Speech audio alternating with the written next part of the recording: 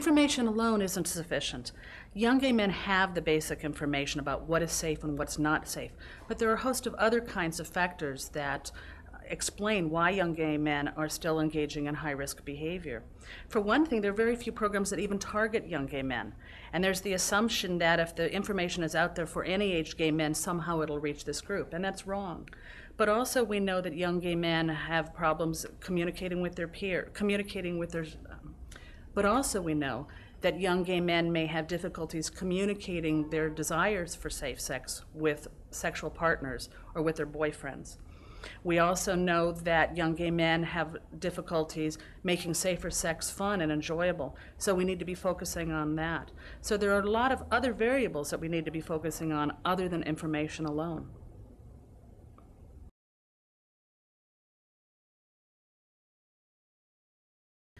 Young gay men are dealing with a variety of issues. HIV prevention is important to them, but it's also been around since they were children. They've heard about HIV prevention, they've heard about HIV, but they think that it's an issue that's relevant for older gay men. By comparison to HIV, thinking about HIV, other issues are very compelling to young gay men. They're dealing with issues about coming out, about dealing with their families. We've heard stories about young gay men who are college students who come out to their family and are then thrown out of their family, left without funding, can't complete college. So they're really grappling with a lot of difficult issues with respect to coming out. They're also trying to envision their future as an adult gay man. There's very few role models, so they don't know what this means for as they think of themselves into the future. They're also dealing with just walking down the street and getting jumped and getting gay bashed. That's very difficult. So HIV prevention is only one issue that they're dealing with. And if we don't focus on other issues as well, we'll miss them, the young gay men, because they won't seek out programs that just deal with HIV when they're simultaneously focusing on so many other issues. Also, oftentimes they feel very alienated and isolated. They don't have peers to talk with about their issues. They may only know one or two other young gay men. And so there are very few places where they can meet with other young gay men to get support that they need for dealing with these issues. So HIV is important, but it's not the most important issue dealing with them. But when we set up HIV prevention programs, all too often we think that we should just offer an HIV prevention workshop and young gay men will suddenly show up to them. But they won't, because they think it's an important issue, but it's sort of on the back burner by comparison to other issues. What's it like? So talk to me a little bit about the research that went into this. How did you come up with this model? It's a little bit different than what other people are doing. What are some of the discoveries that you made that made you develop this model? Well, we went through a long process of research before coming up with this particular model. We knew that the need was out there, that young gay men were seroconverting at high rates, but we didn't know what approach might be best. We conducted a number of interviews with young gay men. We conducted interviews with people in AIDS service organizations, and we held focus groups with young gay men to ask them about what would be an approach that might be most effective. And so on the basis of these three different groups of people that we spoke with, we came up with some of the basic ideas for this program. And what, you may be repeating again, but what are some of the things that you've found in your focus groups that led you to develop the program as it is? What we found in this research was that young gay men were not showing up on the doorsteps of AIDS service organizations. They simply weren't showing up to groups that were being held, to safer sex workshops that were being held. And we found that AIDS service organizations were really in a dilemma trying to figure out what they could do to attract young gay men to their organizations. Young gay men themselves talked about how AIDS is important to them, but by comparison to the other issues that they were dealing with, they weren't as salient, they weren't as compelling. And the other issues that they were dealing with were much more compelling. They also were telling us that they didn't have very many places just to meet other young gay men, to have fun, to have enjoyable social interactions, to talk with other peers about the issues that they were grappling with.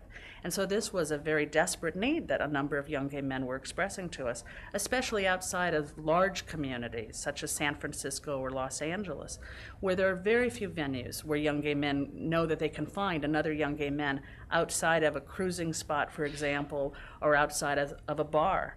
And of course, many young gay men are too young to go to bars, and bars are difficult places for young gay men often. They feel very hit upon by older gay men. They're very sex-charged atmospheres. Of course, alcohol is there. We know from a lot of research that alcohol is associated with high-risk behavior. One of our guiding principles is focusing on social interactions. We know that young gay men are not going to be attracted to a program if all it focuses on is HIV prevention. But what we know that they want very much are opportunities to interact with other young gay men, have fun talking with other young gay men, have social opportunities with other young gay men, because there are very few such places for them in most communities. There's only the bar, which is a very difficult situation for many young gay men. It's very sex-charged and so forth, and many young gay men can't go there. What they really want, though, is a place to meet with and have fun with other young gay men. So our approach very much emphasizes that. We throw a lot of parties, a lot of rap talks, a lot of hiking opportunities where young gay men can come together, talk with each other, have fun, and also then we can infuse the HIV prevention message throughout everything. So the HIV prevention message is definitely there, but it's not the first and foremost thing that young gay men encounter when they come into our program. It just wouldn't attract them if the program focused solely on HIV prevention. We know from previous research that no one is as influential with young gay men as are other young gay men.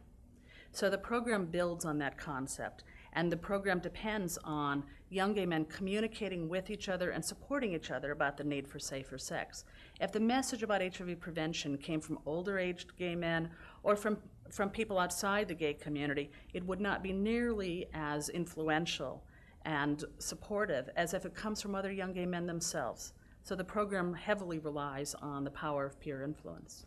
Research has shown us that when people are involved in identifying their own problems, coming up with solutions to their own problems, and then following through on those solutions themselves, then the change that it happens is more lasting. So we use that concept in this program, believing that if young gay men make the decisions about the program and then follow through on carrying out those decisions, they'll have a sense of ownership about the program. If they have a sense of ownership, they'll also have a sense of ownership about the message about the program, about HIV prevention. And they're more likely to follow through on the program's activities if they believe that this is indeed their own message. They'll have a sense of ownership about all aspects of the program, ranging from how the program looks to other young gay men to the message about HIV prevention, and they're more likely to follow it through than if they're doing it for someone else, doing it just because of a salary or doing it because some older people told them to do it. The program is based on the idea of diffusion of innovations theory. And what diffusion of innovations theory says is that if you can get a certain percentage of a given population to adopt a new behavior, then by modeling that behavior and talking with their peers through their own social networks, people are able to change an entire community. We use that concept in this program.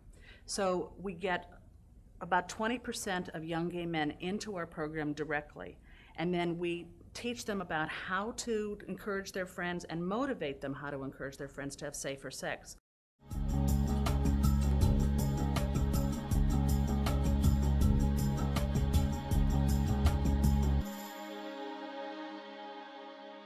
The Empowerment Project is different from other HIV prevention programs in a number of ways. Do you want to start that again? Sure.